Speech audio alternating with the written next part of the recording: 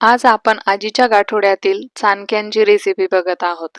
नमस्कार, मी ललिता आपल्या सर्वांचं स्वागत करते कुकिंग विथ ललिता नंदाळे या खानदेशी कुकिंग चॅनलमध्ये. चाणक्या बनवण्यासाठी अर्धी वाटी गूळ घ्यायचा आहे. गूळ किसलेला किंवा चाकूने चिरून घ्यायचा आहे, म्हणजे लवकर मेल्ट होतो आणि कुकिंग प्रोसेस फास्ट होते.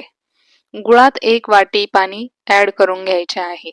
गूळ पाण्यात वितळून घ्यायचा. गुळाचा पाक करायचा नाही, फक्त वितळून घ्यायचा आहे. गुळाचे पाणी गाळणीने गाळून घ्यायचे आणि थंड होऊ द्यायचे. पाणी थंड झाल्यावर त्यात 1 चमचा ओबडधोबड कांडून घेतलेली बडीशेप टाकून घ्यायची. 1 चमचा ओवा हातावर क्रश करून घ्यायचा, तो पण पाण्यात टाकून घ्यायचा. चवीसाठी चिमूटभर मीठ घालून घ्यायचे. सर्व साहित्य पाण्यात व्यवस्थित मिक्स करून घ्यायचे आहे. आता पाण्यात गाळणीने गाळून घेतलेले गव्हाचे पीठ टाकून घ्यायचे. पीठ लागता लागता टाकायचे आणि कणिक करत जायचे.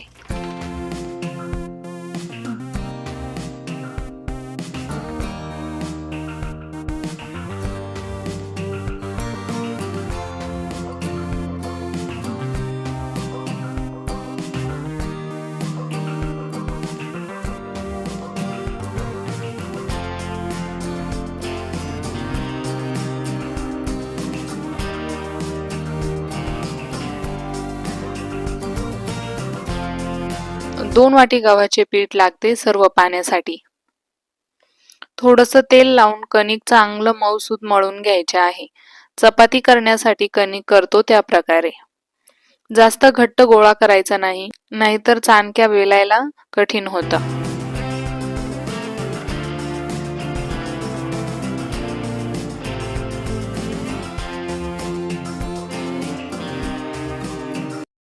मी पूर्ण पीठ 2 गोळ्यांमध्ये डिवाइड करून घेत आहे.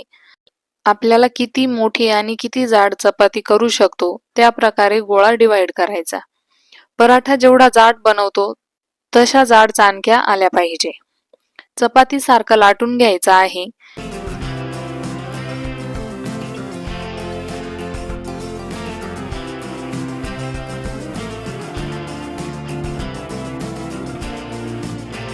एखाद्या भांड्याने गोल आकारात कट करून घ्यायच्या.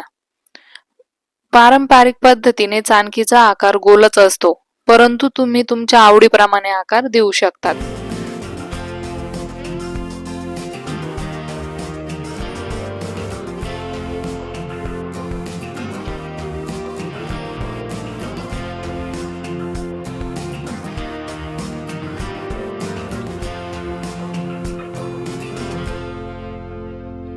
तेल चांगलं गरम झाल्यावर गॅस कमी करून चाणक्या तेलात तळून घ्यायच्या आहेत.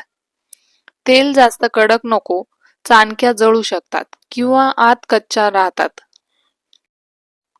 चाणक्या उलटपालट करत राहायच्या, म्हणजे आतपर्यंत व्यवस्थित तळल्या जातात. चाणक्या ही फार जुनी रेसिपी आहे.